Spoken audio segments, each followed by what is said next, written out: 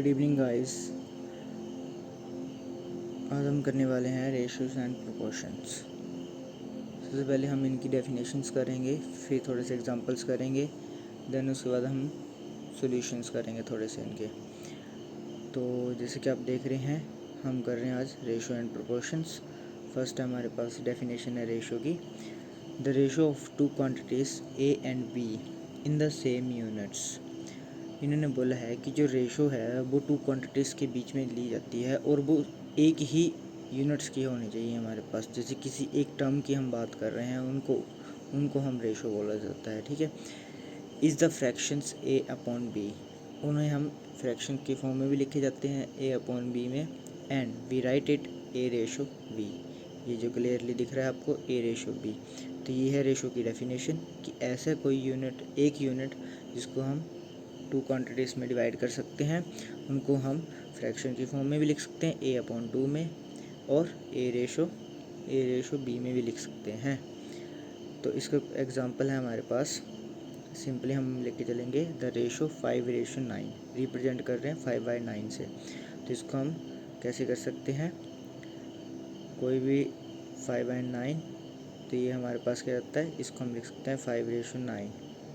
Clear. अगर जैसे मान लो हमारे पास 2:4 है, तो इसको हम 2/4 भी लिख सकते हैं। दोनों क्या होंगे, इक्वल, बट ये रेशो की फॉर्म में होगा और ये फ्रैक्शंस की फॉर्म में होगा।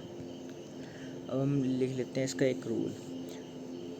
द मल्टीप्लिकेशन और division of each term of A ratio by the same non zero numbers does not affect the ratio.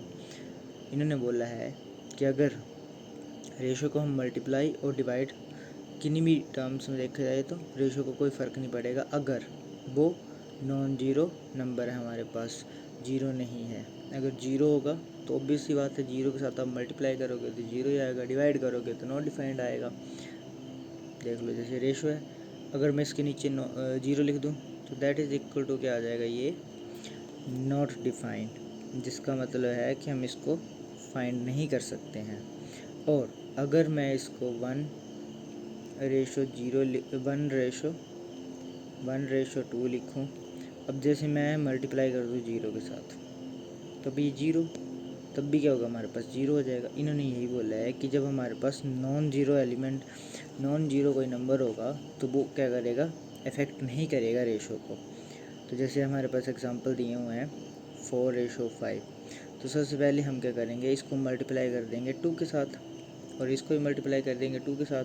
हमारे पास आएगा 4×2 = 8 रेशो 5×10। क्लियर है। यहाँ पर हमने लिखा हुआ है नेक्स्ट में कि ये क्या कर रहे हैं, रेशो को डिवाइड कर रहे हैं 8:10 में, और 4:5 भी क्या होगा, सेम ही होंगे, ये दोनों क्या होंगे, इक्वल होंगे। अब वही बात है कि 4:5 लिखो, इसको हम मल्टीप्लाई कर देंगे 3 के साथ दोनों का, तो क्या आ जाएगा 4×3 = 12 और 5×3 = 15। तो सेम हमारे पास क्या है कि ये भी रेशो क्या हो जाएगी, इक्वल टू होगी। जैसे यहाँ पर लिखा है 4:5 = 8:10 इक्वल्स टू 12:15। तो ये हमारे पास क्या होगा कि हम मल्टीप्लाई कर रहे हैं तो इफेक्ट नहीं करेंगी हमारे किसी रेशो को। और नेक्स्ट में हमारे पास है जैसे 4:6। अब 4:6 है तो इसको मैं लिख सकता हूँ कि 4:6। मैं इसको सिंपलेस्ट फॉर्म में लिखूँ तो ये दोनों क्या है, इवन नंबर है, तो मतलब 2 से डिवाइड हो जाएंगे। तो ये क्या है, 2×2 = 4 और 2×3 = 6। तो इसको मैं लिख सकता हूँ 2:3 में। तो ये कर रहे हैं, अब मैं डिवाइड भी कर रहा हूँ बट रेशो जो है वो रेशो सेम ही रह रही है। जैसे 4:6 है वो इक्वल टू होते हैं 2:3 के। अब नेक्स्ट है हमारे पास प्रोपोर्शन। प्रोपोर्शन होता है the quantity of two ratios is called proportion, कि जो रेशो की टू क्वांटिटीज़ दी गई होती हैं उनको हम प्रोपोर्शन बोलते हैं। अब इनका ये मतलब नहीं है कि A:B है तो ये टू क्वांटिटीज़ है हमारे पास, ठीक है। ये टू क्वांटिटीज़ ही कंसीडर होती हैं, बट ये क्या होता है A:B, मतलब टू क्वांटिटीज़ हैं ये, बट वो एक ही यूनिट्स की हैं। तो अब इसमें क्या होंगी, हमारे पास टू यूनिट्स होंगी डिफरेंट की, तो उनको हम प्रोपोर्शन में कैरी करेंगे। समझ गए बात। तो जैसे हमारे पास दिया है इफ़ A:B = C:D, हमारे पास दिया है कि जो A/B है वो इक्वल टू है C/D के। अब इसको लिखने का तरीका क्या होता है कि अपॉन का लग जाता है रेशो, ए अपॉन बी आ जाएगा, और इक्वल टू लगा जाएगा प्रोपोर्शन, जिसको हम लिखा जाता है डबल रेशो। तो आ जाएगा सी रेशो डी में, जैसा कि हमने यहाँ पर लिखा हुआ है। तो ये क्या आ जाएगा, प्रोपोर्शन। प्रोपोर्शन का क्या, प्रोपोर्शन का साइन क्या होता है, डबल रेशो, इसको हम प्रोपोर्शन बोलते हैं। We say that A B C D are the proportions, हमने क्या बोला है कि ए बी सी डी क्या है, प्रोपोर्शंस है हमारे पास। Here A and B are extremes and C and D क्या है हमारे पास, मीन टर्म्स हैं। समझिए बात, एक्सट्रीम मतलब जो स्टार्टिंग के पॉइंट्स हैं वो एक्सट्रीम्स हैं, और मीन टर्म्स क्या हैं हमारे पास, जो एंड की हैं, सी एंड डी, मतलब जो ए और बी क्या हैं कंपेयर कर रहे हैं किसके साथ, सी एंड डी के साथ। तो यहाँ पर हमारे पास ये स्लाइड खत्म होती है। नेक्स्ट स्लाइड में चलते हैं हम। अब हम कुछ करते हैं इनके रूल्स, रेशोज़ के रूल्स कर देते हैं हम। तो रूल नंबर 1 हमारे पास बोलता है कंपैरिजन्स ऑफ रेशो। अब यहाँ पर आ जाएगा कि कंपैरिजन ऑफ रेशो की, for example A ratio B equals to C ratio D दिया हुआ है। इसका मतलब है कि जो ये ए अपॉन बी है वो क्या है, सी अपॉन डी के इक्वल है। It means A ratio B equals to C ratio D के है। बट अब हमें कंपैरिजन करना है। कंपैरिजन का मतलब है कि हमें देखना है कौन सी रेशो क्या है, बड़ी है या छोटी है। तो इसलिए हम क्या कर लेंगे, सबसे पहले ए करेंगे, A ratio B greater than equal to C ratio D. इसका क्या मतलब हो गया कि ए रेशो बी जो है वो सी रेशो डी के बड़ी है। यहाँ पर हमने एग्जैक्टली यही किया हुआ है कि A ratio B greater than C ratio D. तो उसको हम फ्रैक्शन की फॉर्म में लिख दिया है। ये क्या आ जाएगा हमारे पास, कंपैरिजन रेशो आ जाएगा। नेक्स्ट हमारे पास है कंपाउंडेड रेशो। कंपाउंडेड रेशो क्या होती है, compounded ratio of the ratios A and ratio B comma C ratio D comma E ratio F. हमारे पास 2-3 रेशोज़ क्या दी होती हैं, उनको हम एक ही रेशो में कन्वर्ट करते हैं। जैसे कि यहाँ पर हमने किया हुआ है कि जो फर्स्ट पार्ट हैं वो इकट्ठे लिखे जाएंगे ए सी ई, और रेशो में डिवाइड कर देंगे बी डी एफ में। तो यहाँ पर क्या करेंगे हम, कंपाउंडेड रेशो है। कंपाउंडेड रेशो मतलब उनको इकट्ठा करके लिख दिया हमने। और थर्ड है हमारे पास डुप्लीकेट रेशो। डुप्लीकेट रेशो क्या होती है हमारे पास, जैसे कि हमारे पास कोई रेशो दी है ए रेशो बी, डुप्लीकेशन मतलब उसका डबल, ठीक है। डुप्लीकेट क्या हो जाएगा, उसका डबल, मतलब जैसे ए मल्टीप्लाई बाय ए लिख दो, ratio B multiply by B, उसका डबल हो गया। तो इसका मतलब क्या है कि A square ratio B square, तो वो इसका क्या हो जाएगा, डुप्लीकेशन हो जाएगी। यहाँ पर हमने लिखी हुई है, ठीक है। और सब डुप्लीकेट रेशो क्या होती है, सब डुप्लीकेट रेशो होती है कि जो रेशो होती है उसकी जो डुप्लीकेशन होती है उसका भी सब कर देना हमने। For example A ratio B लिखा हुआ है, पहले हम कर रहे थे A square ratio B square, अब इसकी सब डुप्लीकेशन कर देनी हमने। ए रेशो 1/2 लिख दो और बी रेशो 1/2 लिख दो। यहाँ पर हमने ये नहीं लिखा है 1/2, बट अंडर रूट का मतलब यही होता है कि वो उसकी पावर में क्या है, 1/2 है। क्लियर है। अब नेक्स्ट हमारे पास आ जाता है ट्रिप्लिकेट रेशो। ट्रिप्लिकेट रेशो में भी सेम होता है कि हमें इसकी पावर क्या हो जाती है, इंक्रीज़ होती है, मतलब क्यूब में हो जाएगी इसकी पावर। और सब डुप्लिकेट रेशो सेम, मतलब उसमें क्या आ जाएगा, इसमें लिखा जाना था ट्रिप्लिकेट रेशो, सब ट्रिप्लिकेट रेशो। यहाँ पर करेक्ट कर लेना इसको, यहाँ पर लिखा जाएगा सब ट्रिप्लिकेट रेशो। सब ट्रिप्लिकेट रेशो में क्या होता है, जैसे सब डुप्लीकेट रेशो में होता है उसमें क्या लिखा जाता है 1/2 लिखा जाता है 1/2, और यहाँ पर क्या लिखा जाएगा 1 की पावर, मतलब ए की पावर 1/3 रेशो बी की पावर 1/3। और इसको लिखने का तरीका ये भी होता है कि a√3 लिख दो रेशो b√3 लिख दो।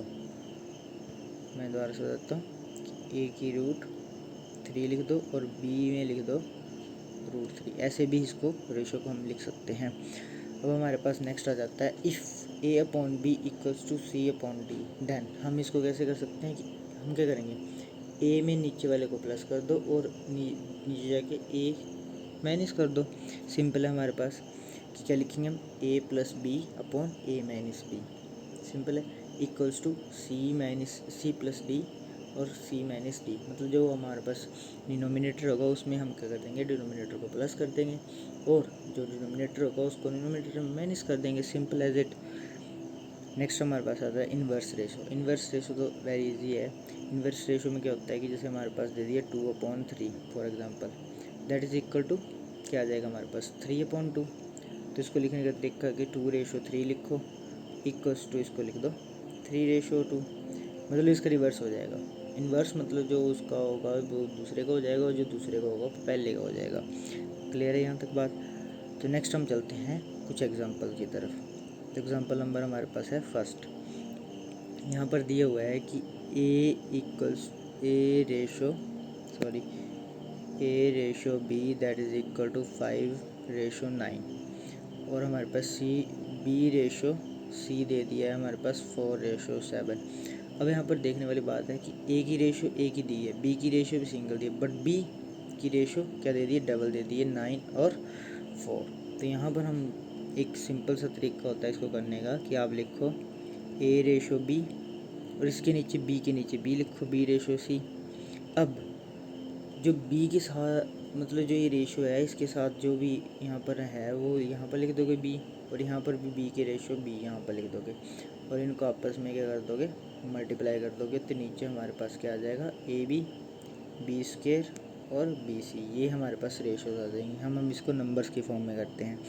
हमारे पास है 5/9 और सेकंड क्या है हमारे पास 4/7। अब देखो 9 भी b की रेशो है और 4 भी b की रेशो, इसलिए हमने इसको दोनों को एक ही लाइन में लिखा है। अब हम क्या करेंगे, 9 के सामने जो आ जाएगा 9 रेशो आ जाएगी और 4 के सामने 4 रेशो आ जाएगी। जब हम इनको मल्टीप्लाई करेंगे तो फर्स्ट को जब मल्टीप्लाई करोगे तो क्या आ जाएगा, 5 4 ज़ा 20। अब रेशो की रेशो लगा दो और 9 4 ज़ा 36 और रेशो 9 7 ज़ा 63। ये हमारे पास क्या आ जाएगा, ये हमारे पास आ जाएगा, ये हमारे पास आ गया था 5 को 4 20 ratio 9 4 that is equal to 36 और 9 7 63। ये हमारे पास क्या आ जाएगा, ए की वैल्यू बी रेशो और रेशो सी, यही निकालने को बोला है हमें। तो ये हमारे पास सिंपली फॉर्म में आ जाएगा और ये रहा इसका सल्यूशन, आप इसको देख सकते हो। और हम चलते हैं नेक्स्ट फॉर्म में, नेक्स्ट एग्जाम्पल में। तो नेक्स्ट एग्जाम्पल क्या है हमारे पास, a/b इज इक्वल टू 4/3 और b/c is equal to 5/2 and c/d is equal to 1/4। Find a b c और d, सॉरी d भी आएगा यहाँ पर, क्या आएगा साथ में, यहाँ पर रेशो d भी आएगा। मिस प्रिंट हो जा रहा है ये काफ़ी, 2 type second time miss print हुआ है, सॉरी फॉर दिस। एंड हमारे पास क्या आ जाएगा, हम क्या निकाल लेंगे, a/b/c/d। अब यहाँ पर a और d की वैल्यू तो सिंगल सिंगल है, बट b की वैल्यू डबल है और c की वैल्यू डबल है। सेम जैसे हमने ऊपर वाले में फॉर्म में किया है, यहाँ पर जैसे लिखा हुआ है और यहाँ पर जैसे किया है वैसे ही यहाँ पर हम करेंगे। यहाँ पर क्या करेंगे हम, यहाँ पर हम करेंगे नंबर्स की फॉर्म में लिखते हैं। 2/3 दिया हमारे पास, सेकंड में है 5/2 दिया है और थर्ड में हमारे पास आ जाएगा 1/4, क्योंकि ये b की वैल्यू है, ये a की वैल्यू और ये c और ये d की वैल्यू आ जाएगी रेशोस में। क्लियर है?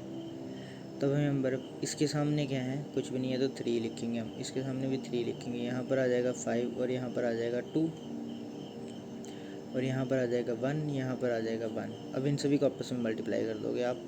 अब इन सभी को मल्टीप्लाई कर दोगे तो हमारे पास वैल्यू क्या क्या आ जाएंगी, सबसे पहले 5 2 10 और 1 मल्टीप्लाई करेंगे तो 10 नहीं आएगा, 3 और यहाँ पर मल्टीप्लाई करेंगे 3 5 15 और 1 15 नहीं आएगा, 3 2 6 आ जाएगा। आगे क्या आ जाएगा, 3 यहाँ पर आ जाएगा 3 2 6 और 6 multiply 4 that is equal to 24। तो ये हमारे पास रेशो आ जाएंगी a/b/c की सारी वैल्यूज़ क्या आ जाएंगी हमारे पास, क्लियर फॉर्म में आ जाएंगी। ये सारी की वैल्यू हमारे पास रेशो क्या बन गया, 10/15/6/24। अब इसमें से कोई भी नंबर कटता नहीं है एक दूसरे के साथ, इसलिए हम क्या करेंगे, नहीं कोई भी नंबर नहीं घटेगा इसके साथ, इसलिए हमें यही रेशियो में लिखा जाएगा। तो यही क्या होगा, इसका आंसर होगा। इसके सोल्यूशन में आप देख सकते हो, ये देखो जैसा कि यहाँ पर लिखा है, multiply first ratio by 5, second ratio by third and third ratio by 6। जैसा कि मैंने आपको बताया कि कैसे लिखना है, हमने लिखना है जैसे 2:3 में लिखा, फिर b के नीचे b मतलब 5:2 लिखोगे, फिर c के नीचे c that is equal to 1:4, और जो इसकी रेशो इसके सामने होगी उनको हम लिखा जाएंगे जैसे ऐसे करके लिख दिया, मतलब जो वैल्यू जो होंगी हमारे पास वो डायरेक्ट लिखी जाएंगी हमारे पास ऐसे करके। तो इनको आपस में क्या कर दो, मल्टीप्लाई कर दो सभी को, तो उससे हमारे पास A:B:C:D आ जाएगा हमारे पास। क्लियर। तो thank you for watching me, thank you guys, I hope this video help you.